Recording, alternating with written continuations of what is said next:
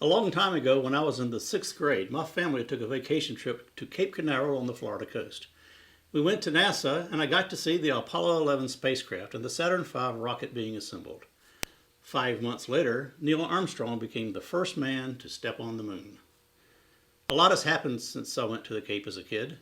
Today, we have the International Space Station, robots on Mars, and plans to go to the moon and beyond. I'm Ed Barker. I'm an electrical and computer engineer for L3Harris. I work on a team that creates computers for things that fly, such as spacecraft and aircraft. It's an interesting and cool job. I'm also a volunteer mentor for the first robotics competition. There, I get to hang out with a lot of cool, smart kids and have a lot of fun. It's a great way to give back to the community, and it makes me a better employee at work. This is my work-from-home office. Part of the room is for my job at L3Harris. The other part is for my robotics volunteer work.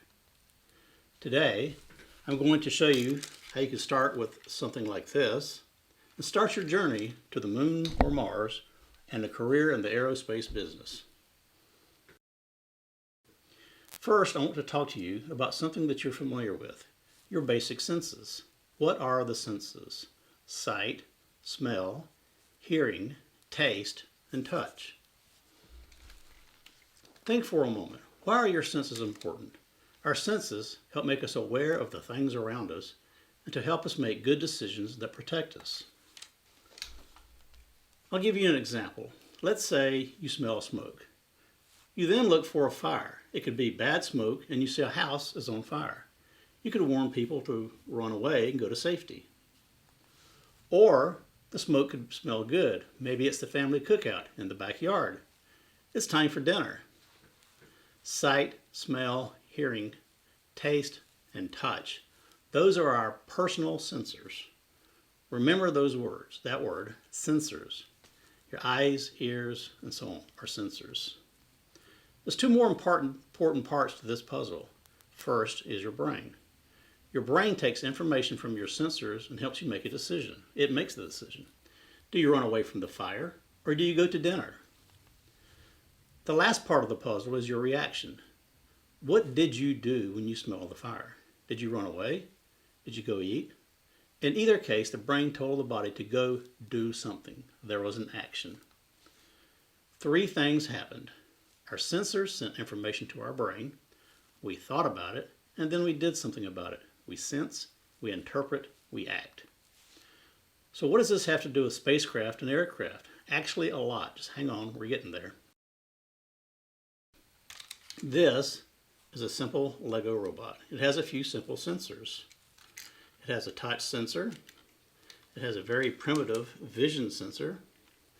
It has a sonar right here. If you know what a sonar is, sonar uses sound waves. Dolphins, whales, bats have sonar. You actually have 2 sonar devices like you have 2 ears and 2 eyes because that helps you find direction and distance. So this is a simple little sonar, and this is the computer. Here are motors that can make these wheels turn and make the robot move. So we have sensors such as touch, sight, a brain that can make decisions, and muscles that can help us move.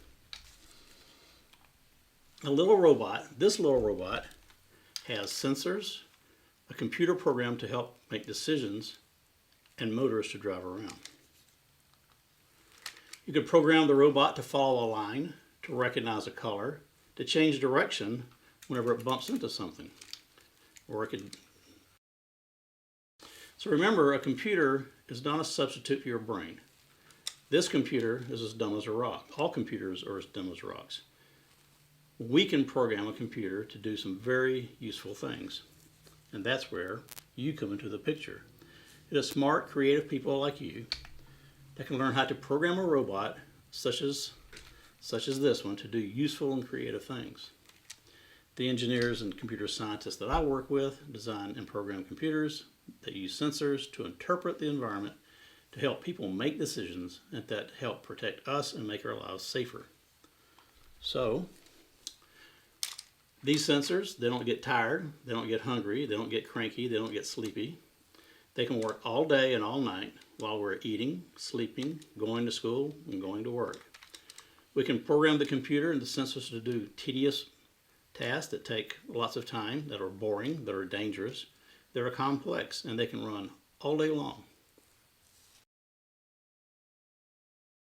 For example, weather satellites work all day and all night. Sensors send information on the computers to computers on the spacecraft, which sends it down to the ground, which help weather forecasters predict the weather. You can think of a weather satellite as being another sensor that can help you, and it does. When you look at the weather report, there's a sensing action.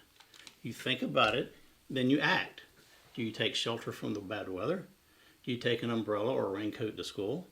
Or do you go to the beach or park? Sense, think, act.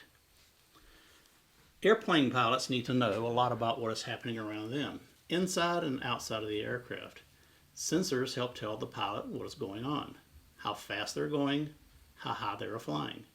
Sensors can see through the night, through the fog, through the rain, and help tell the pilot what is ahead.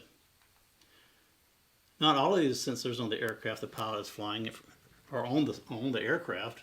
Some of the information comes in from other places, from satellites, from ships, or from other aircraft. So what's the basic pattern here?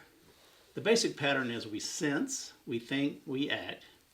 You've probably heard your parents tell you, think before you act. So here's your homework.